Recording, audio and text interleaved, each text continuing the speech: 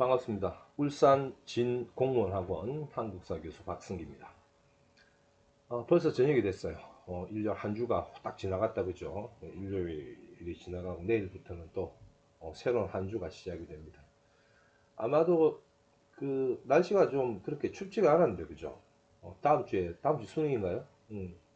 수능이 다가오니까 역시 동장군이 또 기승을 부리는 이런 또 추위가 또 다가옵니다. 아무쪼록 여러분도 감기 조심하시고요.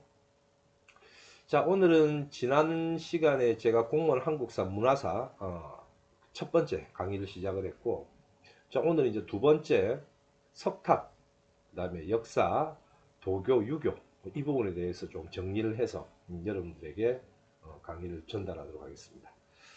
자, 그러면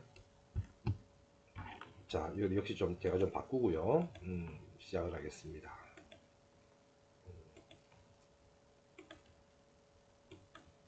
자, 제가 아무래도 문화사 파트가 돼서 여러분들에게 좀 시각적인 이미지 파일을 조금 넣었습니다. 아무래도 이제 역시 그 유적이나 유물도 마찬가지인데, 그죠? 사진이라든지 직접 이제 보면 여러분들에게 이제 좀 도움도 많이 될 테고, 좀 빨리 와닿습니다. 그래서 제가 강의 때 많이 사용하는 것 중에 하나가 좀 이렇게 여러분들 이해가 좀 쉽도록 도표라든지 이런 부분을 이용을 좀 많이 하는 편입니다. 그래서 문화편도 마찬가지고, 역시 우리가 공무원 시험에는 그 사진이나 그림이나 도표가 안 나오잖아요, 그죠? 그런데도 여러분들 공부하는데 좀 다소 도움이 될까 싶어서 이렇게 이제 가지고 왔습니다. 자, 한번 보시면 익산 미륵사지 석탑이죠, 그죠? 목조탑 형식으로 되었다. 그렇게 되게 뭐 이뻐 보이지는 않은데, 아무튼 이게 뭐 지금은 다 복원이 돼 가지고 다시 제자리를 찾은 것 같고요. 익산 미륵사지 같은 경우도 과거에는 이제 그 우리나라에서 가장 오래된 석탑 하면 익산 미륵사지였거든요. 근데 이게 이제 재보수하고 하는 과정에서 조금 바뀌었습니다. 연도 차이가 조금 나긴 한데, 그 분황사 모전 석탑이 있죠. 그게 가장 오래된 겁니다. 그 다음에 이제 익산 미륵사지고요. 그래서 사실 이걸 순서를 내는 문제는 거의 뭐 나오지는 않을 것 같습니다. 어쨌든 그래서 여러분들이 이 사진을 보시면서 익산 미륵사지 한번 보시고요. 그 다음에 부여 정림사지 5층 석탑 균형미. 자, 5층이죠, 그죠? 여기다가 그 소정마이 그 짱깨 나쁜 놈이 저 백제를 멸망시키고 660년 멸망시키고 가서 여기다가 낙서하고 가죠. 그 너무나라 훌륭한 문화재다, 그죠? 짱깨 저 하여튼 안 됩니다, 저것들이. 그 소정마이가 낙서하고 갔습니다. 자료를 찾아보시면 그런 부분이 좀 있고요. 아무튼 뭐 부여의 정림사지 5층 석탑 한번 봐주시면 되겠죠. 그 다음에 이제 모전사, 그 분황사 모전석탑 굉장히 시험에 자주 나오는 것 중에 하나입니다. 그래서 분황사 모전석탑 같은 경우는 벽돌탑 형식의 탑이라고 해서 단독으로 나오는 것보다 보통 선덕여왕을 호국불교라는 개념에서 선덕여왕을 끼고 문제가 많이 나옵니다. 예컨대 선덕여왕 때 여러분 잘 알고 계시는 뭡니까? 황룡사 9층 목탑. 황룡사 9층 목탑은 제가 말씀 안 드려도 바로 갖다 붙여야 됩니다. 누구랑? 자장률사 계율종, 그렇죠. 그 다음에 분황사 모전석탑, 이거는 벽돌탑 형식이고요. 우리 같은 경우는 기본적으로 화강암을 좀 깎아서 합니다. 그래서 그렇게 해서 이제 벽돌탑 양식은 나오진 않는데, 그래서 분황사 모전석탑 옆에 황룡사 9층 목탑도 이제 복원된 거. 경주에 가면 저기 경주월드 있죠, 보문호수 옆에. 거기 보면 이제 황룡사 9층 목탑 형태로 해가지고 높이도 비슷하게 해서 하나 만들어낸 게 있습니다. 제가 볼 때 그래 이뻐 보이진 않고요. 좀 흉물인 것 같은 느낌이 나도 하는데, 경주도시 관계자분이 혹시 보시면 죄송합니다. 제 그 주관적인 느낌입니다. 그래서 분황사 모전석탑, 황룡사 9층탑 어떻게 나온다고요?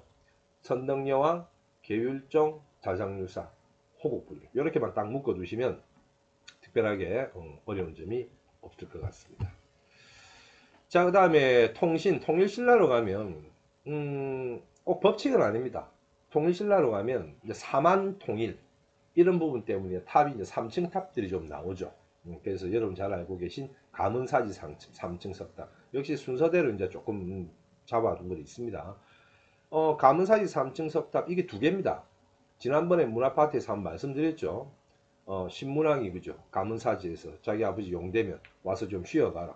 지금은 절터하고 탑만 두 개 있는데 굉장히 제가 개인적으로 정말 대한민국을 대표하는 탑, 정말 남성미가 뿜뿜 뿜기는 탑, 가문사지 3층 석탑입니다. 언제 한번 경주 가시면 그 간포 쪽으로 가시면 드라이브 코스가 괜찮거든요. 그래서 이 탑도 한번 보시고 간포 해수욕장도 한 바퀴 돌고 오시면 뭐 이 역사 유적도 한번 보시고 큰 추억으로 남으실 겁니다. 그 다음에 이제 화엄사 사사자 3층 석탑, 요 사자 4개 있죠, 그죠? 그래서 요 탑들이 역시 대표적인 통일신라의 탑이라는 것도 알아두시면 되고요.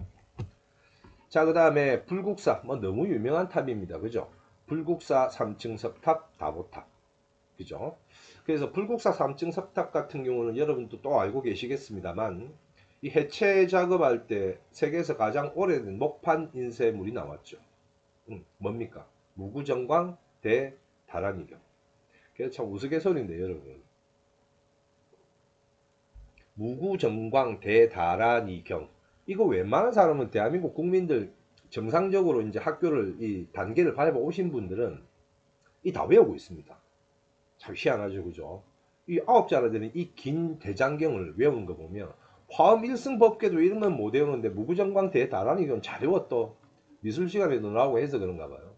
그래서 저는 뭐 창의력 교육부터 해가지고 요즘 뭐 그 뭡니까 코딩하고 뭐 많죠, 뭐 이상한 공부법들.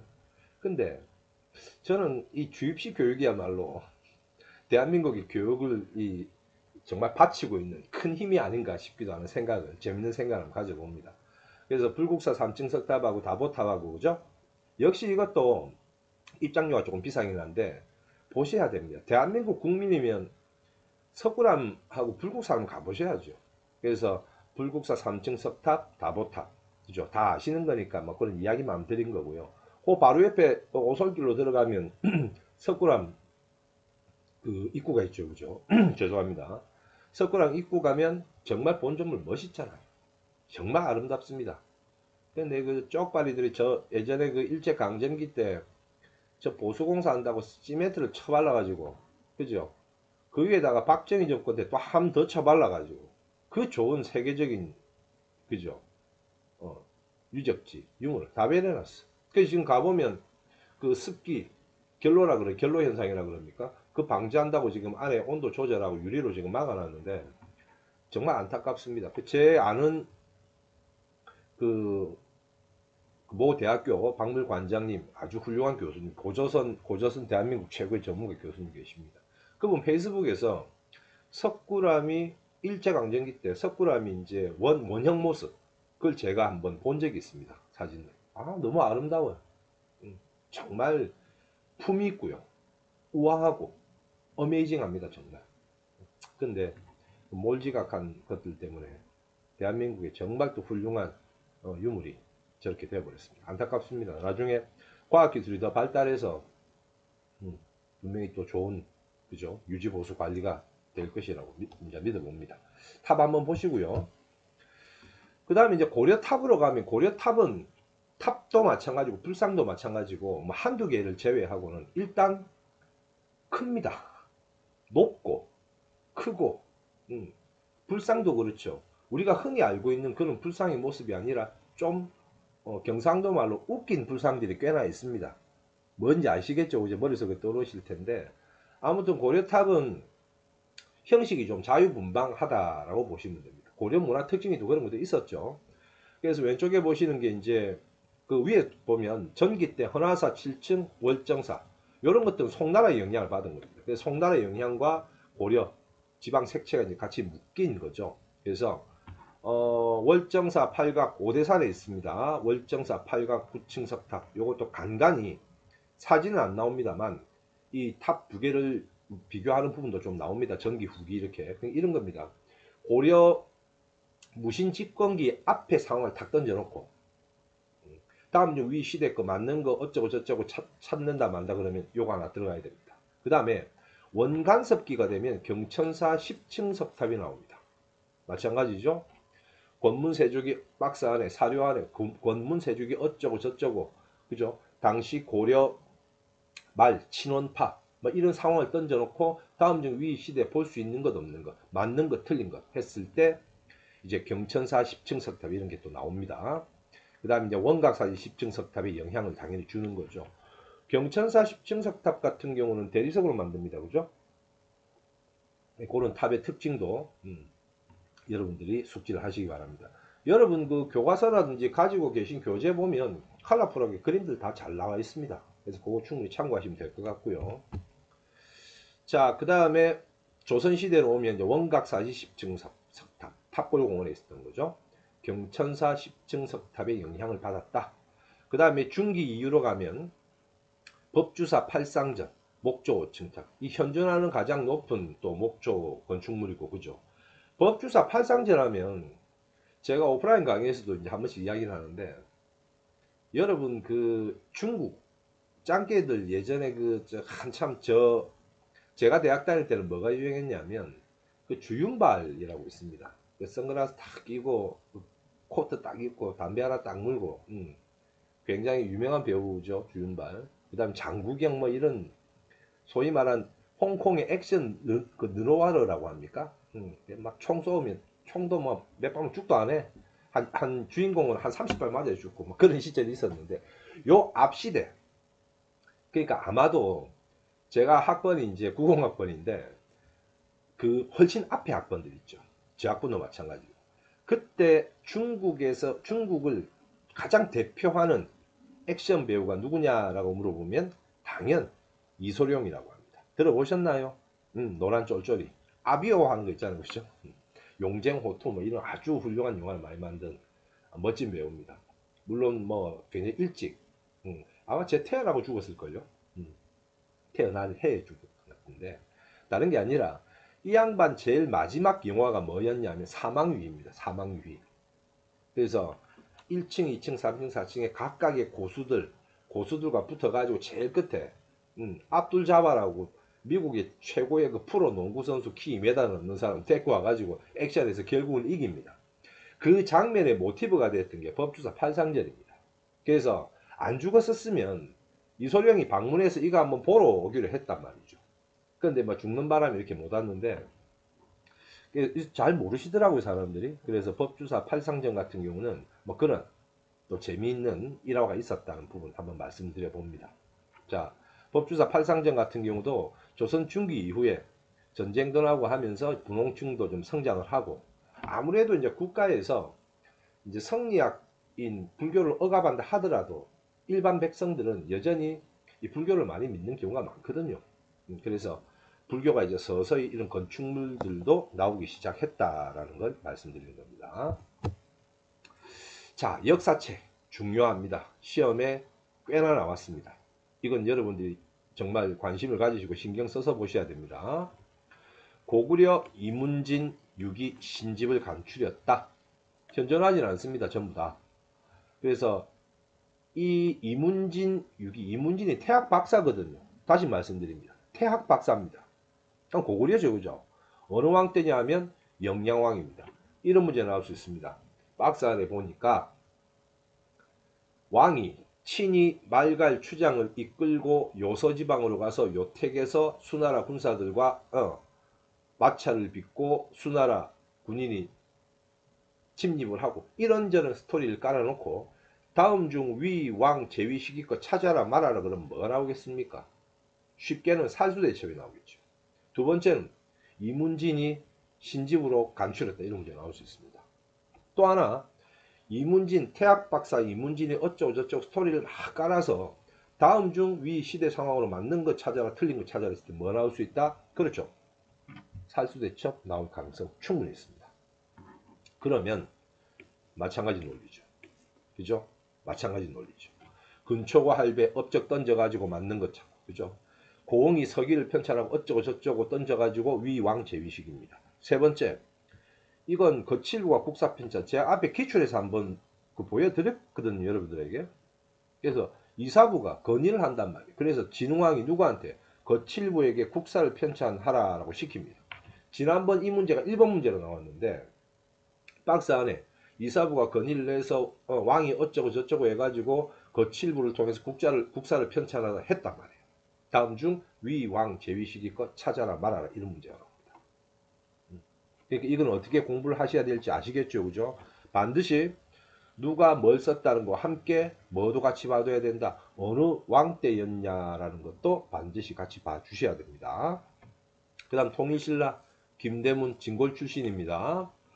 한 두 개 정도만 보시면 됩니다. 화랑세기하고 뭐 한산기 정도. 요거는 경찰 시험에도 마찬가지고 간간히 나왔습니다.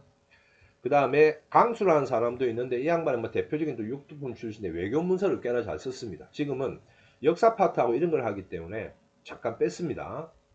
자, 고려 초기, 자, 7대실록 알아만 두시면 되고요. 쭉 가서 삼국사기, 뭐 너무나 많이 나온 거 아닙니까? 인종의 명으로 쓴 거, 그죠?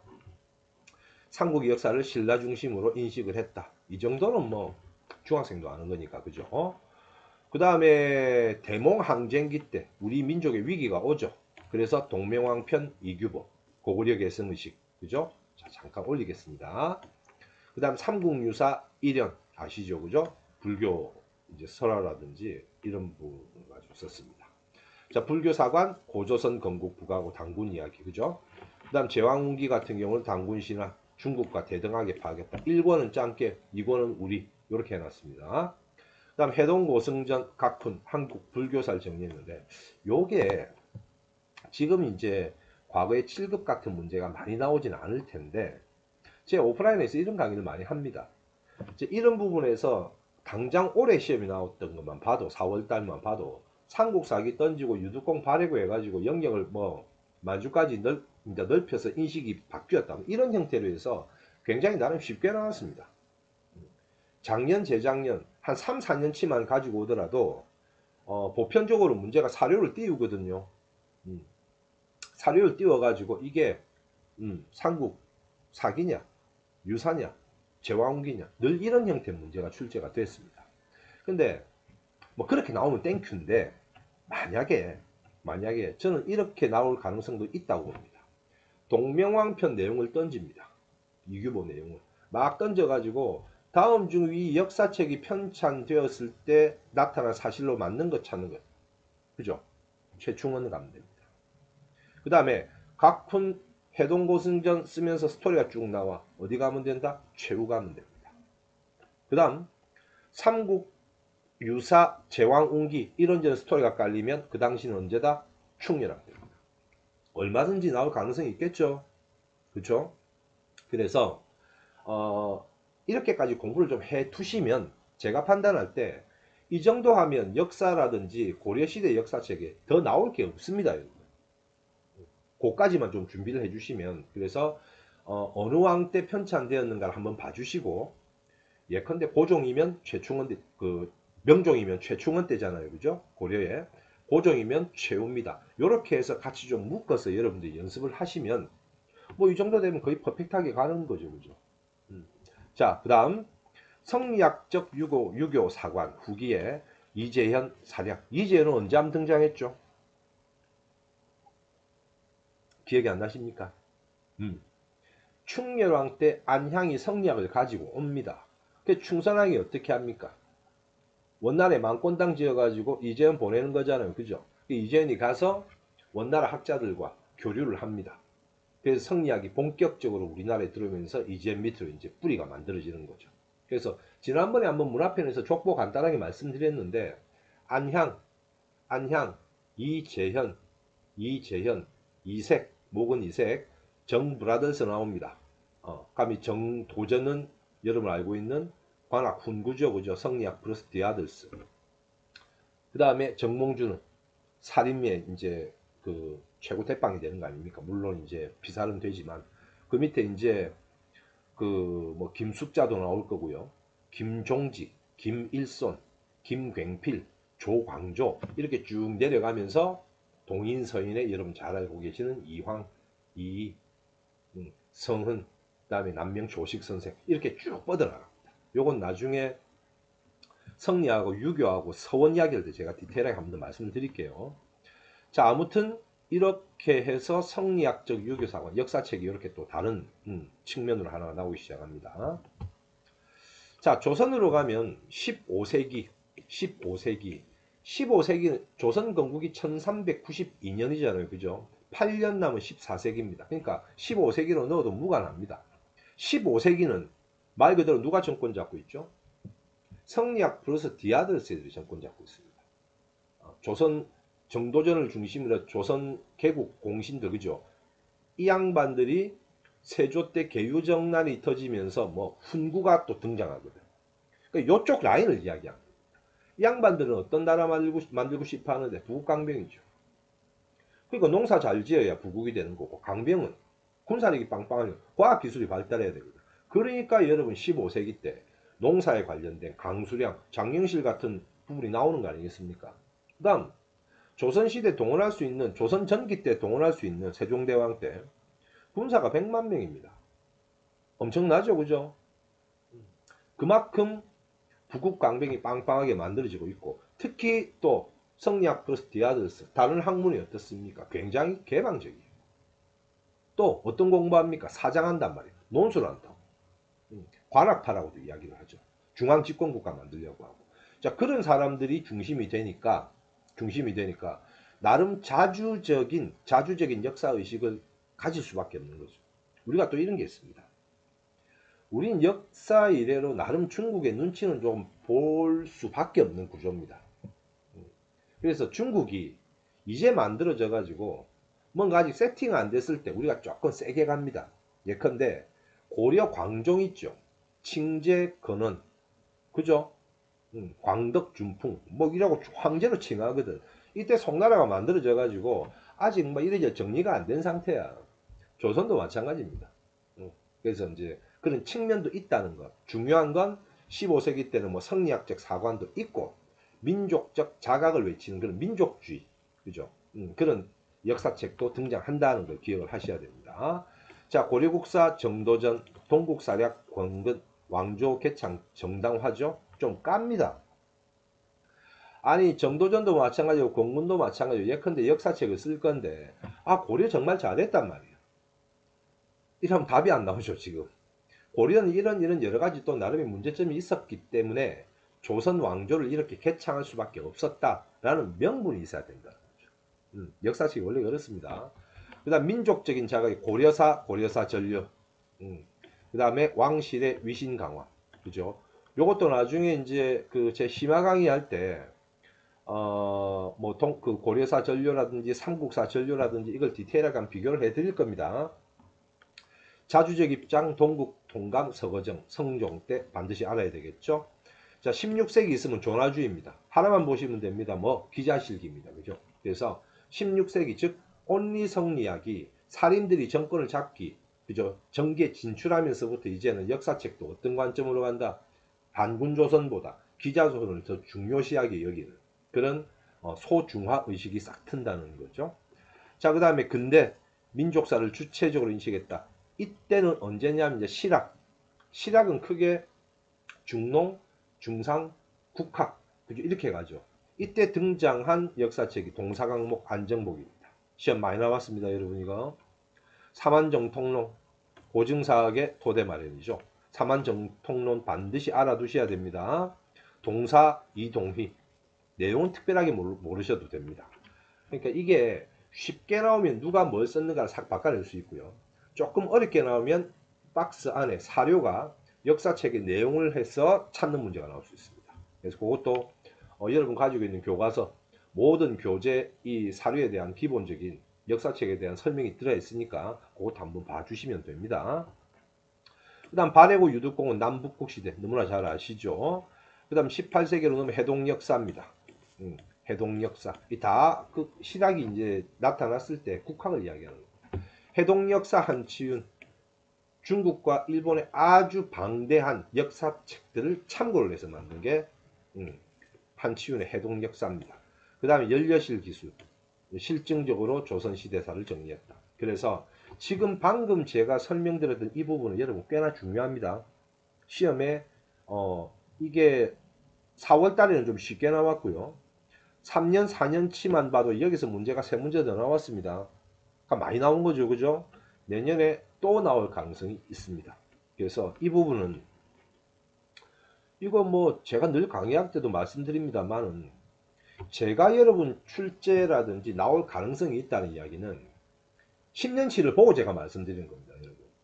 제가 그냥 대충 이거 뭐 제가 판단할 때 중요한 거니까 이거 나올 거다 이런 논리가 아니고, 이런 형태의 문제가 과거에 많이 나왔었고 잠깐 뜸들이다가 작년에 쉽게 나왔고 재작년에 한 번 또 쉽게 나왔고, 그럼 내년에 혹시나 더 어렵게 나올 가능성이 있기 때문에 제가 이런 부분들을 한 번 더 강조를 해 드리는 겁니다.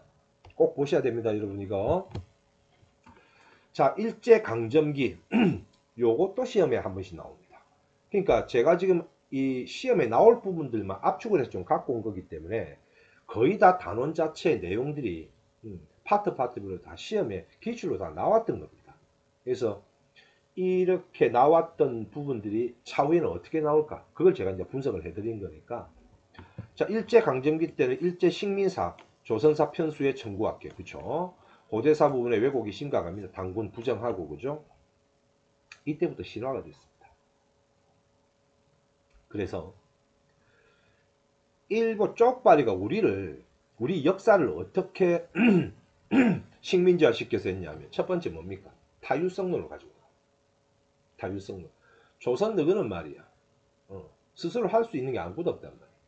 두 번째 정체성입니다. 정체성. 너그는 옛날이나 지금이나 바뀐 게 없어. 쉽게 말씀드리면. 세 번째, 당파성입니다. 너는 맨날 지지고 먹고 싸운단 말이야. 우리는, 한마디만 제가 덧붙이면, 우리 맨날 싸운다 그래, 당파. 우리는 고급지게 싸웁니다. 고급지게. 어떻게? 말로, 명분을 가지고 말로 싸워요, 우리는. 평화적으로. 제가 민족주의자적인 부분은 아닌데, 쪽발은 어쩝니까? 저는 칼질하잖아. 그죠? 그러니까 우리와 일본의 소위 말한 그런 당파성 가지고도 이야기를 하면, 저것들은 사람 죽이고 칼질하고, 우리는 물론 사약을 받고 귀향도 갑니다만, 우리는 아주 퀄리티 있게 명분을 만들어서 상소문하고 이거로 하지. 우리는 평화적으로 한다, 그 이야기입니다. 여러분도 한번 좀 생각해 보실 필요 있습니다. 자, 요건 이제 시험에 굉장히 많이 나오는 겁니다. 제가 아예 체크는 안 하겠습니다. 이 시험 다 나오는 거니까. 박은식, 한국통사, 한국독립운동지열사, 민족의 혼. 하나 더 하면 뭡니까? 아와 비합니다. 여기서 끝입니까? 아니죠. 뭐도 같이 외워주셔야 됩니까? 단재 선생이 썼던 책, 그 다음에 기고문도 잡아야 됩니다. 조선사 연구초, 조선상고사, 그죠? 독사, 실론, 을지문덕전, 강감천. 반드시 아셔야 됩니다, 이거. 그 다음, 의열단에 뭐 써주죠? 조선혁명선을 써줍니다. 지금 특히 박은식 선생과 그 다음에 신채호 선생 같은 경우는 여러분들이 반드시 이 분들에 대해서 정확하게 다른 책까지도 숙지를 하셔야 됩니다. 아, 제가 조금 전에 잘못 말씀드렸죠. 자, 박은식입니다. 그죠? 한국통사, 한국독립운동지열사, 민족의 혼입니다. 자, 박은식 선생부터 다시 말씀드리면 2대 임시정부 대통령 지내시죠. 그죠? 두 번째, 이 책들 씁니다. 이 책은 여러분 반드시 외워야 됩니다. 한국통사, 한국독립운동지열사. 그 다음 또 뭐 강조합니까? 민족의 혼입니다. 그 다음 또 뭐 있습니까? 그 다음 또 뭐 있을까요? 유교 구신론을 이야기를 하시죠. 유교 구신론 하면서 양명학을 바탕으로 성리학을, 유교를 좀 이렇게 비판하는 대목들이 있습니다. 그래서 박은식 선생에 대한 내용은 여러분들이 정확하게 아셔야 되고요. 신채호 선생은 제가 조금 전에 설명을 드렸습니다. 그래서 조선상고사, 조선사 연구초, 독사실론, 그 다음 의열단에게 뭐 쓴다고요? 조선혁명선언. 또 뭐 하나 있을까? 신채호 선생은 1923년 국민대표회의 소집의 중심적인 역할을 합니다.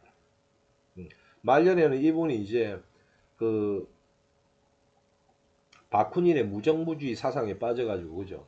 조금 그런 부분이 있었는데, 신채호 선생이 굉장히 머리가 똑똑합니다. 당대 또 제가 볼 때 당대 뭐 천재 같아요. 어릴 때부터 그 자치통감 이런 것도 막 아주 어릴 때 다 깨치고 이제 역사 연구를 하신 분이니까 대표적인 민족주의자입니다. 그 다음에 정인보 선생 같은 경우는 조선의 얼, 조선의 얼 잡아주시고요. 그 다음에 진단학회, 실증사학 이런 것들은 시험에 한번 나오는데 진단학회 하면 여러분들이 손진태 선생, 이병도 선생, 이윤재 선생 이 세 분은 좀 기억을 꼭 하셔야 됩니다. 과거에 기출로 한번 나온 적이 있습니다. 그래서 진단학회 하면 손진태, 이병도, 이윤재 선생 꼭 기억을 하시고요. 실증사학은 이겁니다. 그 민족주의 쪽 사학도 아니고 사회경제사학도 아니고 오롯이 뭐 역사는 기록과 문헌과 그죠? 유적과 유물 여기를 철저히 검증하고 고증을 해서 역사를 이제 학문을 연구하는 게 실증사학입니다. 그래서 조금 차이는 있죠. 그래서 이제 이 민족주의 사학과 이 역사학자들 이 부분 말고 요즘은 한 4, 5년 동안 문제가 안 보이는데 백남우 선생이 있어요. 백남우 선생. 사회경제사학을 이야기를 하면서 뭘 비판하냐면 일본의 정체성론을 비판합니다. 뭐라고 이야기하냐면 역사는 마르크스의 유물사관을 바탕으로 해서 역사는 어디든지 어느 나라든지 끊임없이 변화하고 보편적으로 발전해 왔다라고 이야기합니다. 그러니까 보편적인 발전설을 이야기를 하거든요. 이게 사회경제사학입니다. 그러니까 백남은 이분이 원래 사회주의 계열이거든요. 과거에는 전두환 정권하고 이때는 우리 빨간색 되게 싫어하는 그 타이밍에서는 백남 선생 시험 잘 안 냅니다. 김원봉 선생하고. 왜 그러냐면 이 두 사람은 올라가서 북조선 북한 인민 아시죠 그죠? 거기에 장관도 지내고 한단 말입니다. 그래서 우리 역사에서 좀 이렇게 회피하려고 하는 부분이 있는데 그래도 뭐 활동하신 건 활동하신 거고 북한에 간 거는 북한에 간 거고 그래서 백남우 선생까지 이 부분은 여러분들이 2번, 3번, 4번, 5번 공부하셔야 됩니다. 꼭 그렇게 하셔야 됩니다, 여러분. 시험에 꽤나 많이 나오니까 당장 이것만 볼 게 아니라 각각 그 민족주의 사학자들에 대한 그죠? 특징까지도 같이 잘 봐주셔야 됩니다. 그 다음 도교. 저는 도교하면 전우치가 생각납니다. 여러분 혹시 보셨나요? 전우치. 도사 막 하면서 그죠? 강동원이가 나왔나요? 도교가 참 재밌는 거죠. 원래 도교가 춘추 전국시대 도가에서 출발합니다. 간단 도가 말씀드리면 도가가 뭐죠? 누가 떠오릅니까? 노자, 장자 뭐 이렇잖아요. 그죠? 그러니까 이분들은 춘추 시대, 전국 시대 이 혼란스러운 시기가 왜 이렇게 혼란스러운가라고 이제 저분들 도가적인 입장에서 보면 인위적인 것들입니다. 인위적인 것. 인간들이 자꾸 뭘 만들어내니까 이것 때문에 나라가 혼란스럽단 말이야. 그거 어떻게 하자고? 줄여야 돼. 그 다음에 자연 상태로 되돌리잖아요. 그게 무위자연이고 뭡니까? 소국 과민입니다. 상선약수 이런 건 이야기도 하죠. 이게 전국시대가 다 끝나고 진나라가 하고 위진남북지시로 넘어갈 때 그럼 오두미교 막 이런 것도 나오거든요. 그러면서 이 도가가 도교로 좀 바뀝니다. 신선사상. 그죠? 도덕경 이래가지고 도덕경 한 권 마스 잘하면 이 손가락 한번 탁 튕구면 어떻게 됩니까? 천둥 빡 치고 번개 치고 비 내리고 막 그렇게 한답니다. 무릉도원도 한번 들어보셨죠, 그죠? 그겁니다. 삼국은 고구려와 백제 귀족의 전례가 되고 연개소문 불교 세력을 누리기 위해서 장려한다. 아마도 그럴 겁니다. 도교를 접하면 어떤 느낌이 옵니까? 인생 무상이거든요. 그쵸? 부질없단 말이야. 그리고 신선이 오롯이 최고봉은 뭡니까? 여러분 유교에서 최고봉은 군자 아닙니까? 불교에서 우리가 인간이 할 수 있는 거 최고봉이 뭡니까? 보살이거든. 도교는 도사 아닙니까? 도사. 그죠? 아무것도 필요 없어. 도사가 되면 어떻게 됩니까? 무릉도원 있는데 가면 안 죽고 신선되거든. 그러면 귀족들이 정치에 대한 관심이 떨어질 수밖에 없다는 거죠. 저는 그렇게 판단합니다. 그래서 연개소문이 도교를 가지고 들어오니까 복잡한 정치 이거 머리 아프거든. 뭐 재물 모으면 뭐 할 건데 결국은 내가 죽을 건데 이해가 되십니까? 그런 내용이 조금 있습니다. 자, 그 다음에 보덕 이건 안 해도 됩니다. 그 다음 백제 산수무늬 벽돌 그 다음에 그 그 금동 산수문이 벽돌 안에 보면 그 도교 그 문양이 좀 들어 있어요. 그다음에 금동 대향로하고 같이 이렇게 백제는 보시면 되고요. 그다음에 신라 같은 경우는 중엽 이후에 뭐 향락 생활에 반발해 운둔 사상이 발달했다 가볍게 보시면 되고, 발해 정효공주묘, 요거는 무덤 제가 한 번 더 또 비교를 합니다. 뒤에 사륙 별여체 불로장생 도교가 성행했다는 부분들도 같이 알아두시면 됩니다. 그러니까 당나라가 문화적으로 굉장히, 역시 당나라 하면 국제라는 용어가 들어가거든요. 그래서 당나라 하면 별의별 종교가 다 퍼집니다. 거기서 유교, 도교, 불교는 기본이거니와 조로아스트교 이런 것도 들어온다니까. 당삼체부터 해가지고 굉장히 많은 종교가 당나라 서역에서 당나라로 막 넘어옵니다. 거기 또 우리가 영향받아 가지고 뭐 도교도 넘어오고 이런 부분도 좀 있었겠죠. 자, 그렇게 해서 도교는 여러분들이 이렇게 정리를 좀 해 주시면 됩니다. 자, 고려 같은 경우 초제 제사 지냈고요. 도사가 주관을 했습니다. 도관 예종 때 처음 설치된 도교 사원이다. 가볍게 보시면 되고요. 자, 그 다음에 도참 사상까지 수용했다. 근데 교단은 성립하지 못했다. 요 정도만 고려는 알고 계시면 됩니다. 조선은 여러분 소격서 나오죠. 소격서. 그래서 제천 행사를 주관하고 이 하늘에 왕이 이제 제사는 지냅니다. 언제 제사는 지냅니까? 가뭄이 든다든지, 그죠? 국가 어떤 굉장히 큰 일이 생기고 이런 문제가 있을 때 이제 왕도 제사 지내고 합니다. 성리학을 국가 통치를 하지만, 그래서 소격서, 이 누가 소격서 없애죠? 그렇죠. 조광조가 없애죠. 그죠? 같이 나중에 한번 피드백 하시면 됩니다. 그 다음 만이산, 단군이 하늘의 제산곳이라고 이야기를 합니다. 강화도에 있죠. 그죠? 만이산. 참성대라고 있거든요. 거기 이제 그 터가 하나 있습니다. 강화도 가면. 강화도 놀람 가시면 서울 경기부터는 강화도가 그렇게 멀지가 않으니 강화도 가셔가지고 이것도 한번 구경하시고 주말에 한번 가셔서 그 다음 또 문수산성, 정족산성, 양은수 한성근, 또 초지진, 광성보, 그 다음 어제연 잡고 장군깃발 수하고 가서 한번 보십시오. 여러분. 저는 항상 그래 뭐 여행 가라 해놓고 그 역사 유물이라 자꾸 보라니까 좀 깝깝할 수는 있는데, 뭐 기왕 가는 거 알고 가셔가지고 직접 보시면 그 나중에 시험 나와서 딱 맞추면 얼마나 그 스릴 있고 기분 좋습니까?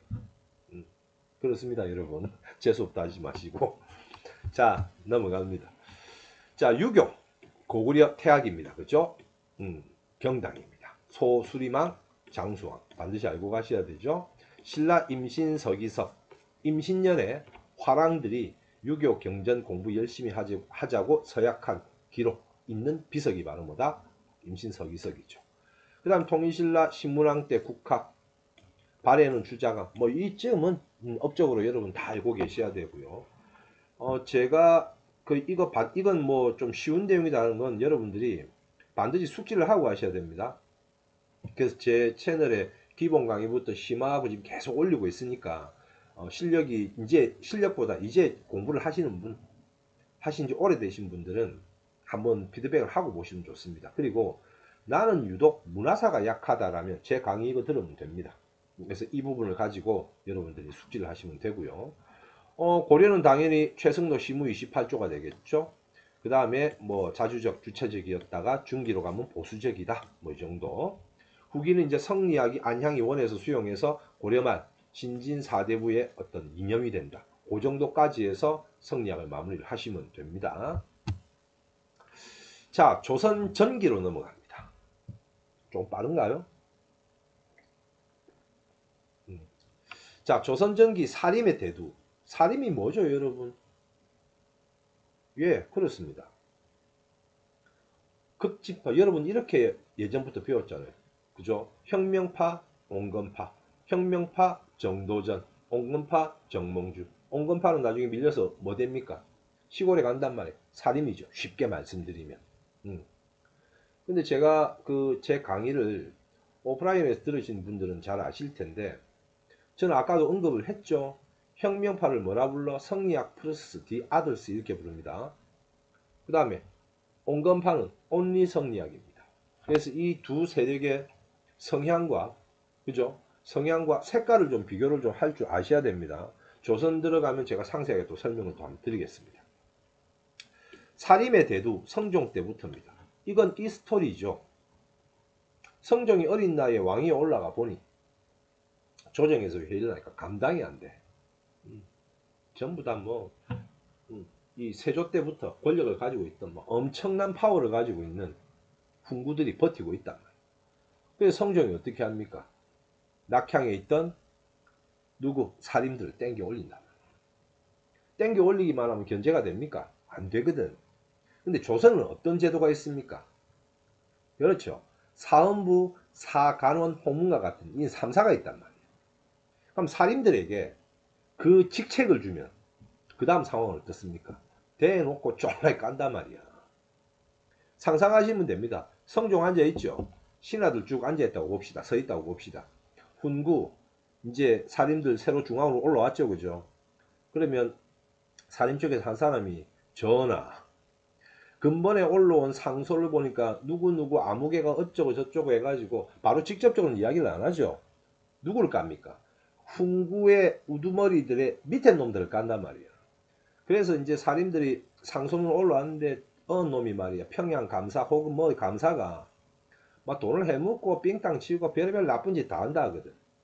그러면 그 예컨대 평양 감사는 그 병조 판서를 아니냐?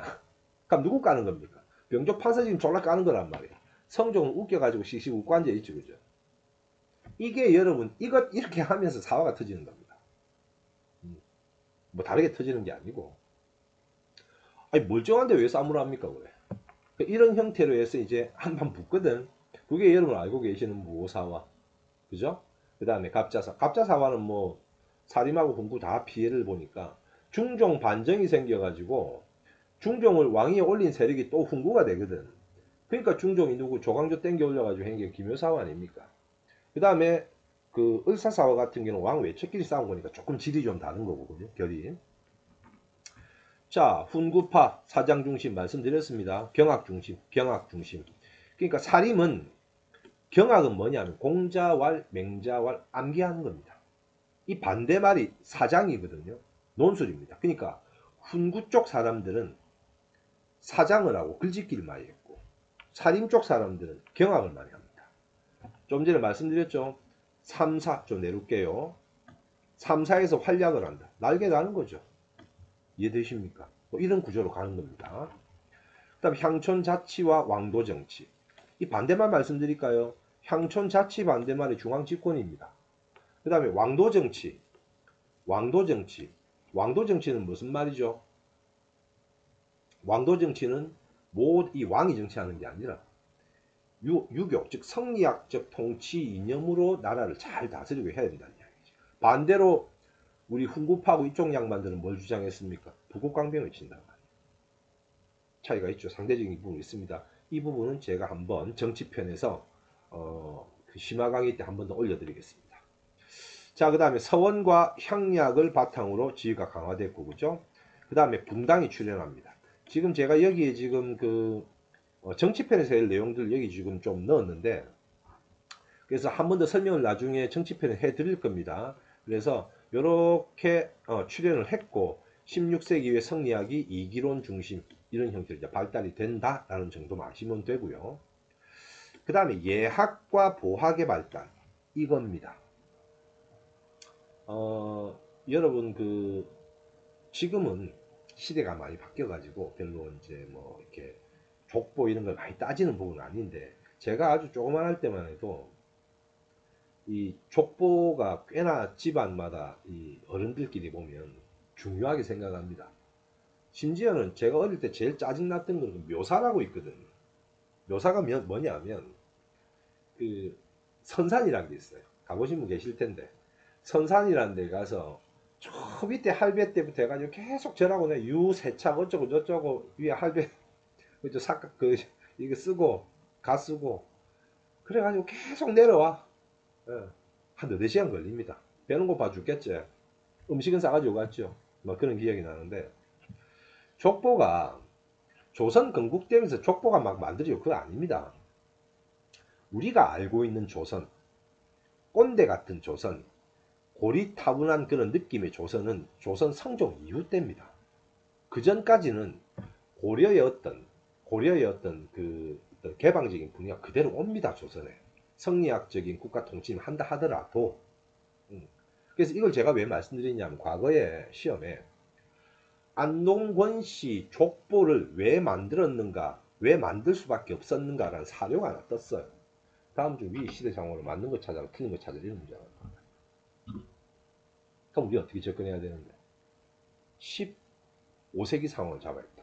성종 앞에 걸 잡아야 돼. 예를 몇 개 말씀드려 볼까요? 과부가 시집을 좀 가. 불교 많이 믿어. 고모 집에서 제사도 지내. 양자를 드리는 일이 일반화되지 않았어. 족보에 태어난 순서대로 써. 유산도 n분의 1로 나눠줘. 이겁니다. 여기서 답이 하나 있었단 말이죠. 그래서 예학 종종내무의 의례를 규제하고 보학이 발달한 언제 이후라고요? 성종 때 이후입니다. 제가 이게 한번 기출이 되었기 때문에 말씀을 드리는 겁니다. 향후 다시 나올지 안 나올지 모르겠습니다. 내는 사람 자기 마음이니까. 그래서 그 한국사 능력 검정 시험하고는 이 결이 좀 다릅니다. 한국사 능력 검정 시험은 나오는 부분이 정해져 있어요. 50개가. 물론 다른 파트에서 좀 나오기도 하는데 3점짜리는 내 나오는 3점 그게 또 나옵니다.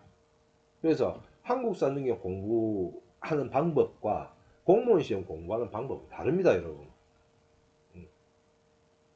그래서 공무원 시험은 20문제잖아요. 그죠, 여러분?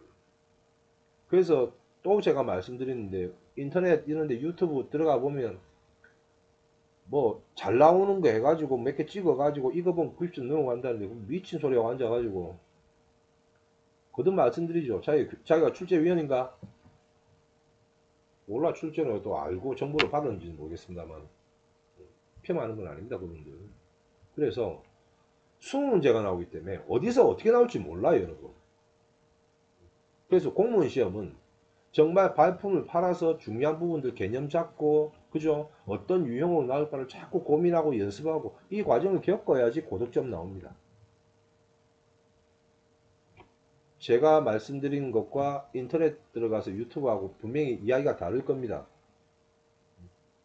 누구 말이 맞는지는 여러분들이 공부를 해보시면 압니다. 공부라는 게 그렇게 만만하게 되는 건 아니죠.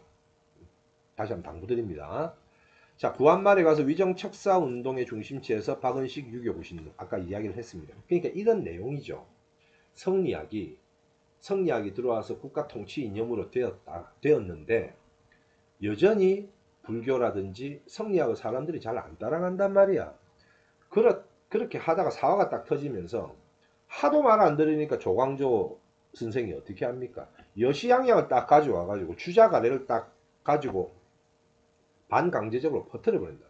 그러고 나서 율곡 선생, 퇴계 선생이 뭐 향약을 안착시키거든. 그 말입니다. 향약 이거 똑바로 안 지키면 어떻게 됩니까?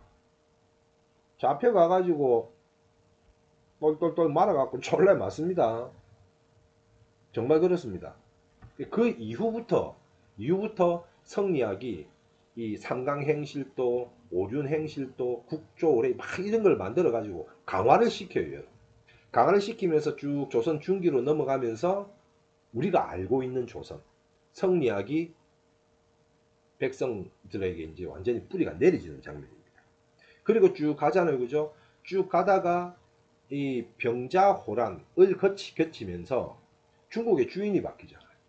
근데 우리나라 사대부들이 어떻게 합니까? 우리가 받들어 모셨던 한족이 다스렸던 중국의 중화 사상이 없어져 버렸어. 왜? 여진족이 나라 세웠잖아. 그래서 우리는 어떤 생각합니까? 소중화 사상이. 그 중화가 우리한테 왔다는 거지. 꼰대들 끝내주죠. 이렇게 하다 보니까 전쟁은 터졌죠. 그죠? 신문제는 변동이 생기죠. 사회 문제를 해결을 못해. 그래서 이거 한번 해결해 보자라고 나온 게 뭡니까? 양명학도 등장을 하고 또 실학도 등장하고 이런 구조가 되는 겁니다. 전체적인 성리학적인 학문의 이제 흐름과 틀을 보면. 자, 그래서 구한 말에는 위정척사, 박은식, 유교 부신론, 자 이런 부분들도 이야기가 된다는 겁니다. 성리학의 조선이 성리학을 국가 이념으로 가지고 여기까지 내려오는 것들 대략 아시겠죠? 그죠? 제가 말씀드린 내용을 참고하시면 됩니다. 자, 오늘은 우리가 앞에서 뭐뭐 이야기했죠? 탑도 한번 봤고요. 그죠? 불상하고 저는 앞에서 봤으니까 탑도 좀 보고, 그죠? 그 다음에 유교 관련된 부분 이야기도 좀 했고요. 역사책도 이야기했고, 지금 이번에 그 두 번째 문화사 강의 내용이 시험에 꽤나 많이 나왔습니다. 그리고 이 파트는 일관, 아까 제가 앞서 강의론이 문화사 1편과는 다르게, 1편과는 다르게 이 그 두 번째 강의에서 시험에 나올 가능성들이 꽤 많이 있습니다. 그래서 여러분들이 관심 있게 보시고 계속 이걸 반복을 좀 해 주셔야 됩니다. 반복을 계속 좀 해 주시고 여러분들이 그 교재에 있는 내용들과 같이 이제 숙지를 좀 하시면서 그렇게 이제 공부를 해 주시기 바랍니다. 자, 오늘은 문화사 2편 강의 여기서 마치고요. 저는 커피 한 잔 또 역시 마시고 조금 쉬다가 강의를 계속 또 올리도록 하겠습니다. 자, 울산 진공무원학원 한국사 교수 박승기였습니다. 좋은 밤 되시고요. 다음 주 내일이 월요일이니까 또 새로운 한 주 아주 열심히 열공하시면서 한 주 맞이하시기 바랍니다. 자, 울산 진공무원학원 한국사 교수 박승기였습니다. 감사합니다.